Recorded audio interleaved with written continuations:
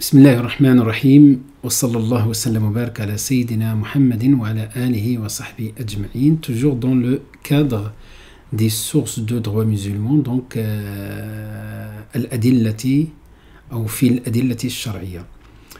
Nous avons parlé de première source qui est le Coran. Nous avons vu quelques particularités, que le Coran c'est un livre de guidance dans lequel il y a un certain nombre de prescriptions. Il y a tout ce qui concerne tout ce qui est dogmatique, ensuite tout ce qui est moral, éthique et tout ce qui est pratique. Donc c'est là on peut parler de al-fiqh, de droit, de la partie droit ou de la législation musulmane, donc sharia.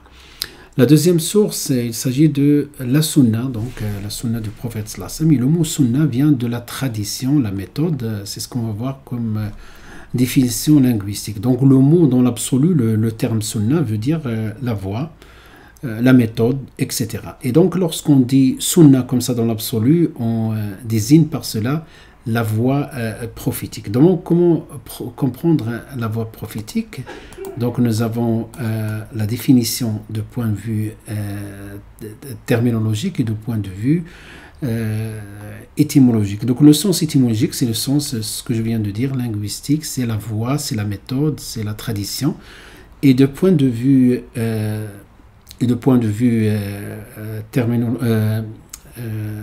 terminologique, de la terminologie, donc ce sont les actes, les dires, les actes et les approbations du prophète sallallahu alayhi wa sallam, qawl wa fi'l wa taqrir.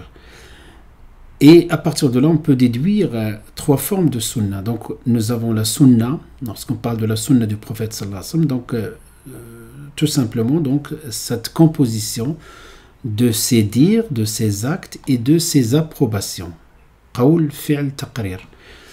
Et donc, à partir de là, on peut subdiviser la sunna en sunna qawliya, donc sunna qawliya, les paroles, et sunna fi'liya, des actes, donc par les actes, et sunna taqririya, donc par l'approbation.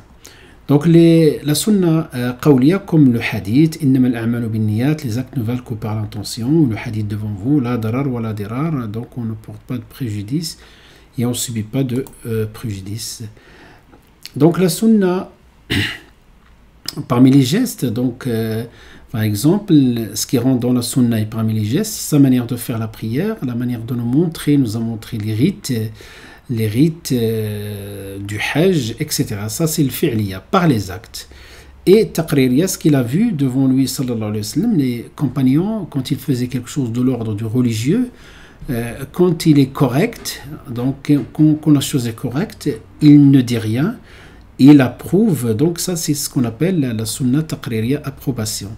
Et quand il voit des erreurs, il corrige ces erreurs. Donc c'est pour cela, lorsqu'il dit rien, quand il voit quelque chose, dans un contexte on peut dire, ou on doit dire quelque chose alors qu'il ne le dit pas, c'est que c'est une sunna taqririya qu'il l'a accepté.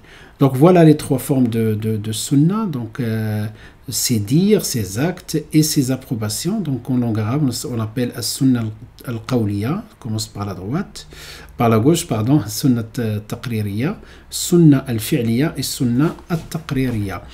De cela, il faut exclure donc un certain nombre de choses qu'on va voir à la fin, Inch'Allah, de cette source qui est la source qui est la sunna.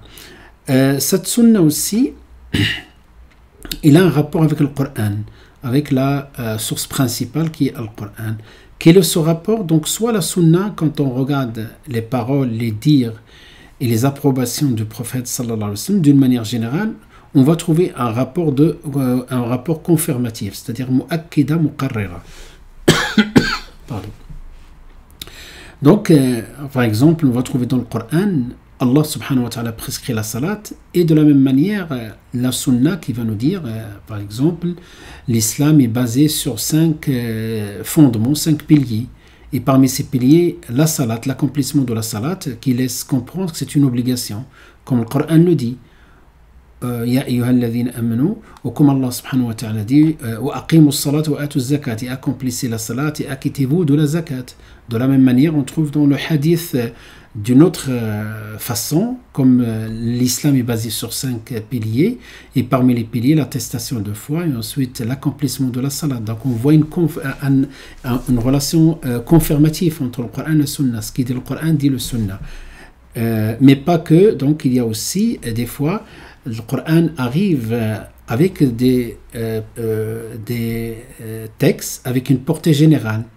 Comme aqimus salat, mais il ne dit pas comment. C'est la sunna qui nous donne les détails.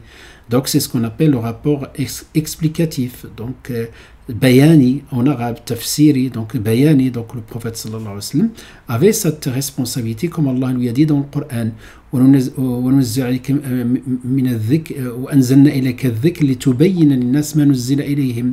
Donc on t'a révélé le dhikr, un des noms du Coran, qui est le dhikr, on a vu ça dans la précédente vidéo, donc c'est un des noms dans le Coran, al-kitab, al-Coran, al-dhikr. Et donc on t'a fait descendre le dhikr pour que tu exposes aux gens ce qui leur a été révélé.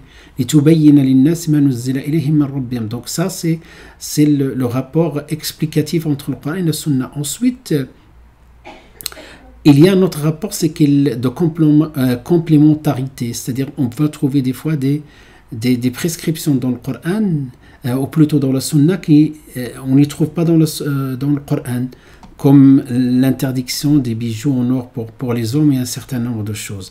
Voilà donc les 3 rapports entre le Coran et la Sunna. Donc ce qui sort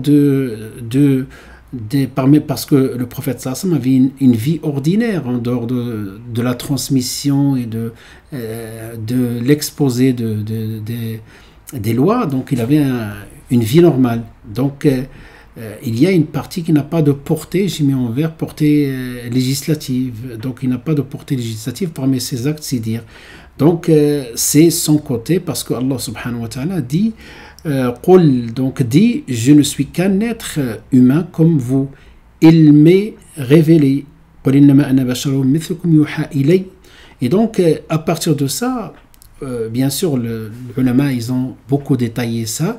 Moi, je suis dans une présentation plutôt générale. Donc, mes ulama, les détails, ils parlent de les postures du prophète sallallahu alayhi wa sallam. Mais la posture dominante, c'est un prophète, mais il avait d'autres postures. Donc, on les trouve dans la vie du prophète sallallahu alayhi wa sallam, dans les hadiths, dans les livres de usul fiqh, etc. Donc tout ce qui est بمقتضى الطبيعة الإنسانية, donc quelque chose inné, quelque chose de son choix, c'est ce qu'il aime manger, ce qu'il aime pas manger. Ce n'est pas une sunna, on peut pas considérer ça comme une sunna. Al-khibra al-insaniya, donc il prend la posture par exemple de juge. Donc ça c'est vraiment un juge, c'est pas la prophétie. C'est pour cela les hadiths dans lesquels le prophète sallallahu alayhi wa sallam il expliquait si un ment par rapport à l'autre pour prendre les biens de son frère, il a tout simplement pris une part du feu, qu'Allah nous préserve, donc par ce mensonge, cette injustice. Alors que les prophètes, ils pourraient recevoir la révélation, voir qui c'est qui avait raison, mais il a agi par sa nature humaine pour que par la suite, donc, ce travail continue après lui. Donc c'est pour cela un juge, il va se baser sur la preuve, etc. Et le prophète sallallahu alayhi wa sallam, c'est ce qu'il a fait. Et il avait des choses spécifiques à lui, comme le jeûne continu. Donc le prophète sallallahu alayhi wa sallam jeûnait des fois 24 heures, 48 heures, donc 48 heures, ce qu'on appelle siyam al-wisal, le siyam continu, donc ça peut être 3 jours, etc. Mais il l'interdit à sa communauté, ainsi de suite. Donc il avait des choses spécifiques à lui. Donc en résumé, sunna, c'est les dires, les actes et les approbations du prophète sallallahu alayhi wa sallam. As-sunna al-qawliya, as-sunna al-taqririya, as-sunna al-fi'liya. Et de cela, il y a des actes, surtout des actes et des dires, des fois, qui n'ont pas de portée législative. Et ces choses-là sont d'une manière générale ce qui est inné, c'est quelque chose de naturel, de normal. Donc ça ne rentre pas, il n'a pas de portée législative. On ne peut pas dire que le prophète aimait manger ça, c'est une sunna. Et le prophète sallam marchait de cette manière-là, c'est une sunna, etc. Ça, c'est sa nature humaine. Et l'expérience, aussi, deuxième chose. Et troisième chose, tout ce qui est spécifique au prophète sallam, comme siyamu al-wisal. Hakada, donc avec ça, on a fini la deuxième source de législation. Et Inch'Allah, la prochaine séquence sera sur al-ijma', le consensus. Que veut dire al-ijma'? وصلى الله وسلم وبارك على سيدنا محمد وعلى آله وصحبه أجمعين والحمد لله رب العالمين والسلام عليكم ورحمة الله تعالى وبركاته.